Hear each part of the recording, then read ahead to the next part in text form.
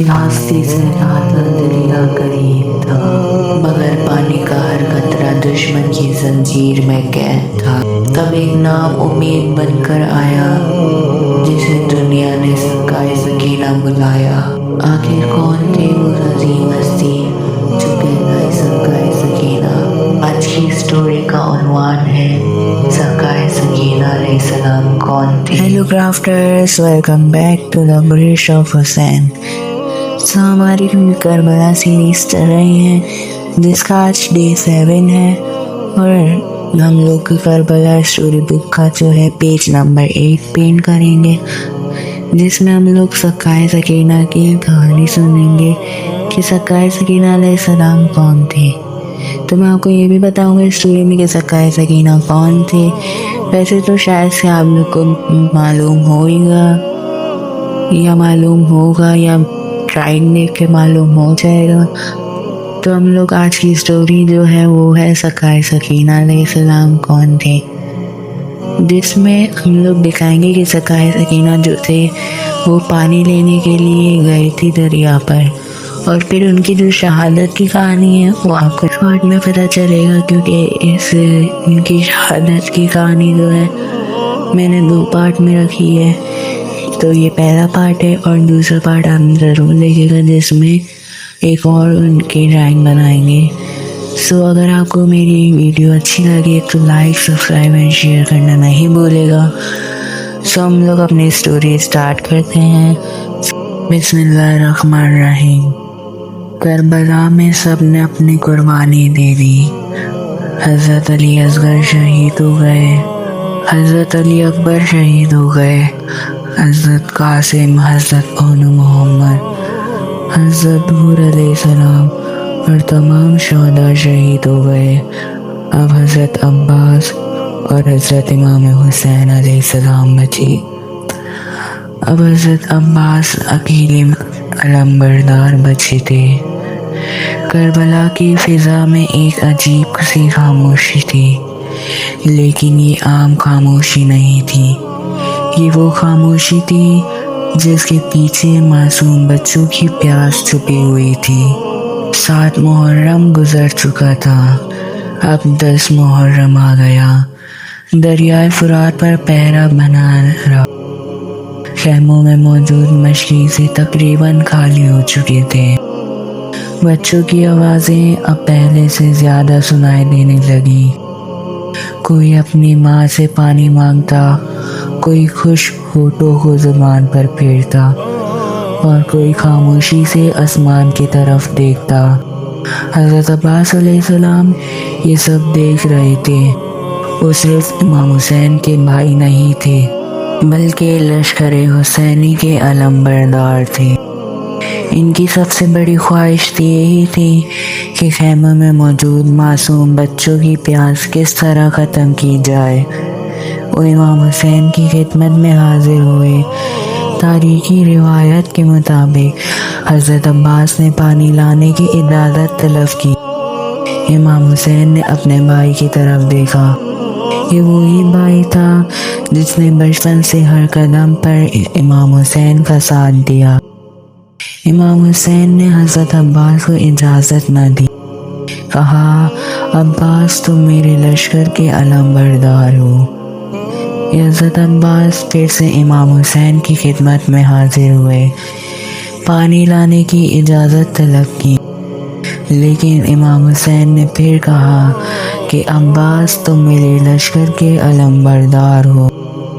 हज़रत अब्बास कहते हैं, आका हुसैन अब वो लश्कर ही कहाँ जिसका मैं अलंबरदार था। ना अली असगर रहे, ना अली अकबर रहे, ना कासिम रहे, ना ओनू मोहम्मद रहे, सब तो शहीद हो गए। हज़रत अब्बास को इजाज़त मिली। हज़रत अब्बास ने एक खाली मशकीज़ा अपने साथ लिया। ये सिर्फ एक चमड़े का मशकीज़ा नहीं था, ये खैमों में मौजूद हर प्यासे बच्चे की उम्मीद था।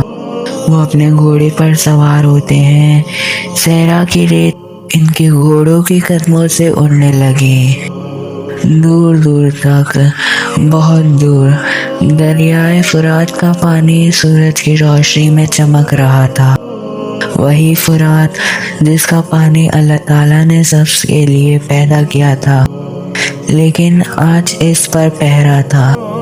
حضرت عباس آہستہ آہستہ آگے بڑھے، ہر قدم کے ساتھ ذمہ داری بڑھ رہی تھی۔ ان کے ذہن میں اپنی پیاس نہیں تھی، انہیں صرف خیموں میں موجود بچوں کے خشک ہونٹ یاد آ رہے تھے۔ بی بی سکینہ کا پانی طلب کرنا یاد آ رہا تھا۔ ہر لمحہ انہیں سکینہ سمیت خیموں کے ننھے بچوں کی پیاس یاد آ رہی تھی۔ دوسری طرف دشمن کے سپاہی بھی ان کو روکنے کی کوشش کرنے لگے۔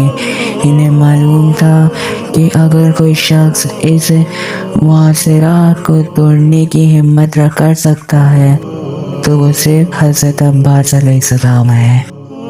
اس لیے فرات کے کنارے پہرے پر پہلے سے زیادہ سخت کر دیا گیا۔ حضرت عباس مسلسل آگے بڑھتے رہے۔ ان کے چہرے پر خوف نہیں تھا، صرف عزم تھا، بلکہ چہرے پر خوف صرف دشمن کی فوج پر تھا۔ وہ جانتے تھے یہ سفر آسان نہیں، لیکن جب مقصد معصوم بچوں تک پانی پہنچانے کا تھا تو مشکل راستے بھی آسان محسوس ہونے لگے۔ اب فرات پہلے سے زیادہ قریب تھا۔